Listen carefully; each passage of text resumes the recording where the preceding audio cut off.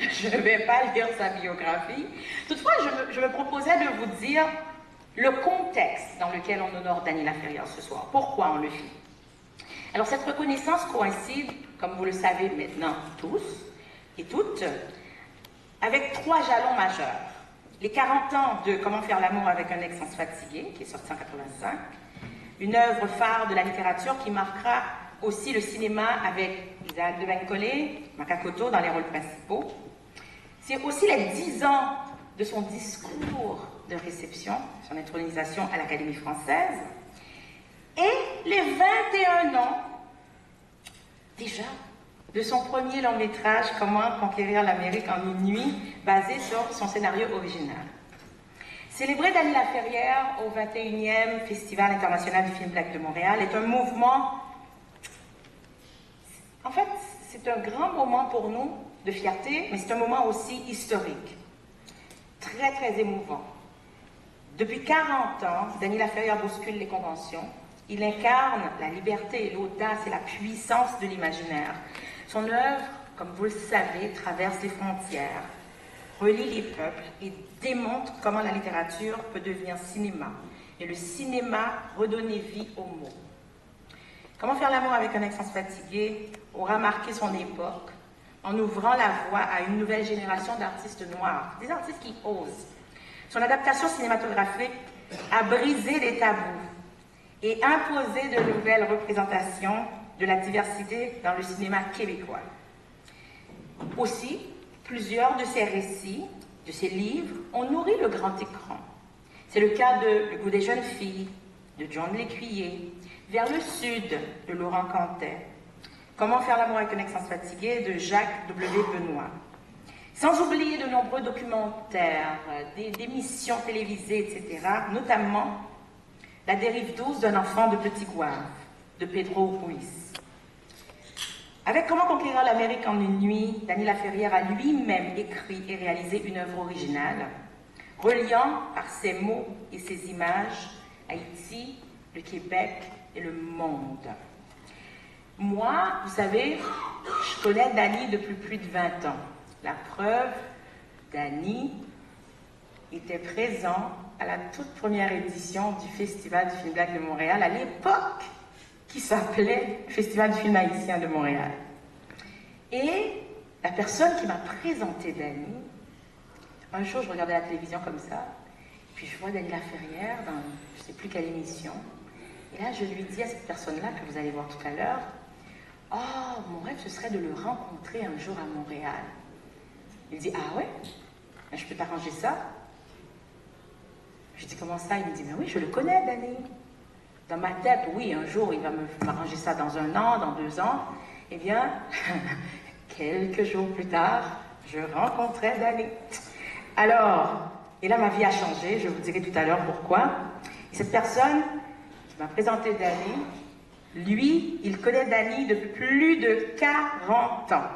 Et c'est à ce titre que j'invite le vice-président du conseil d'administration et cofondateur du Festival international du film black de Montréal, qu'il est cofondateur du festival aux côtés d'Émile Castonguay, eh bien, Réal Barnabé, venez me rejoindre sur scène, s'il vous plaît.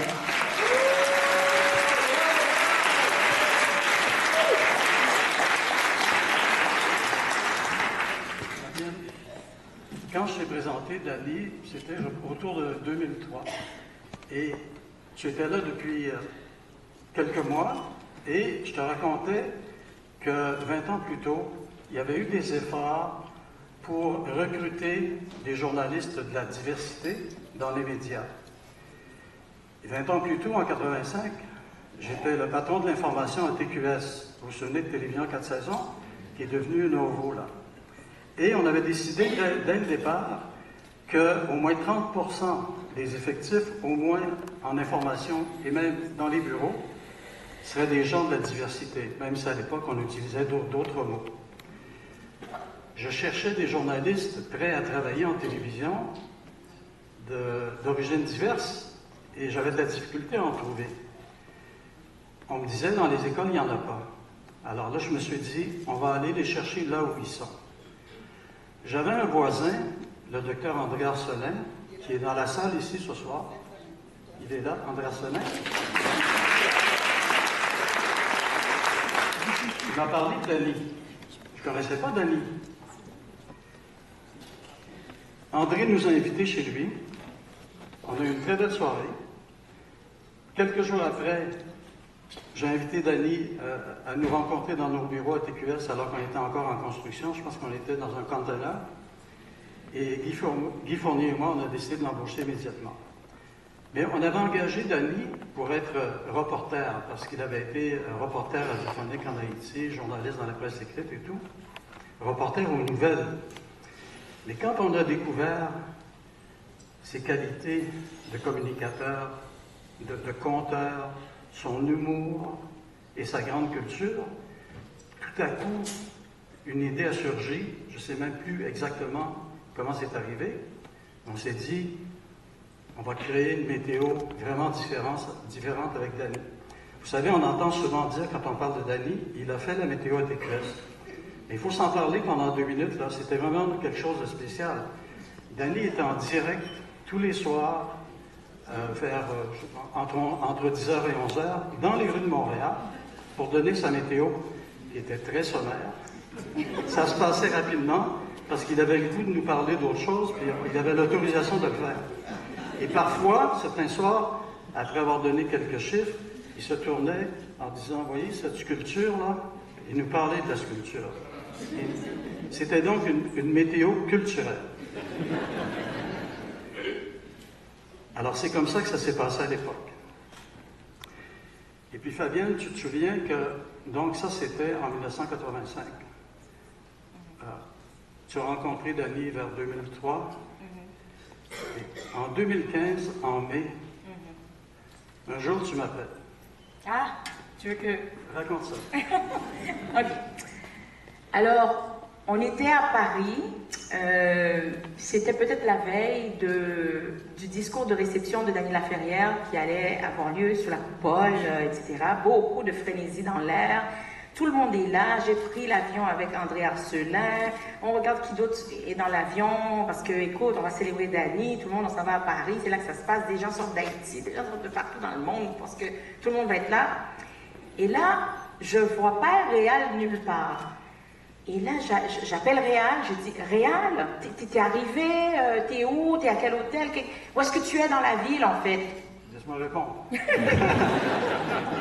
Moi, j'étais en Guinée-Conakry pour une longue mission. Fabienne me pose la question, où es-tu? On te cherche à Paris. Alors j'ai dit, Fabienne, puis elle m'explique pourquoi. J'ai dit, Fabienne, j'ai pas été invité. Et là, j'ai dit, comment ça, t'as pas été invité? Tout le monde a été invité, c'est sûr que t'as été invité. Il dit, non, je n'ai pas été invité. Et là, Dany me dit quelque chose qui m'a attristé beaucoup. Il m'a dit, tout le monde a été invité sauf moi. Et là, pour rattraper l'affaire, j'ai dit, écoute, c'est pas grave, là, moi, je suis invité +1, là. J'ai pas de +1, tu seras mon +1. Saute dans un avion, viens-t'en pour demain, etc. T'es quand même pas trop loin, là, en Afrique, etc. Et bon, malheureusement, pour toutes sortes de raisons, il n'a pas pu faire le voyage pour venir et... Donc, c'était impossible pour moi d'arriver à temps. Et en plus, j'étais en Guinée, à l'époque d'Ebola, dans un projet où je supervisais la rédaction de reportages sur Ebola. Et sortir de la Guinée à ce moment-là, puis entrer dans un autre pays, c'était presque impossible. Mais quelques mois plus tard, je reviens à Montréal, et je m'aperçois que la fameuse invitation était dans ma boîte aux lettres. J'avais été invité, mais par la poste.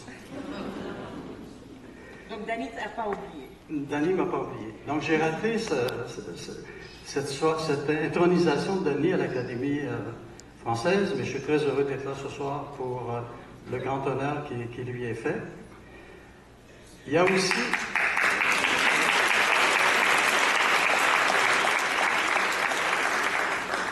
On va arrêter de parler bientôt, là. Au conseil d'administration de la Fondation et du Festival du Jeune Lac de Montréal, il y a Makakoto, que Dany a connu aussi il y a 40 ans. Makakoto vit maintenant à Paris et ces jours-ci, il est quelque part en Afrique. Il n'a pas pu venir, mais il nous a envoyé une vidéo qu'on va voir bientôt. Maintenant. Alors, vous allez voir un petit mot de Makakoto qui va être suivi d'une vidéo sommaire hommage de la carrière de Danny. Et après, on vous revient avec le Grand Prix. Bon visionnement. À tout de suite.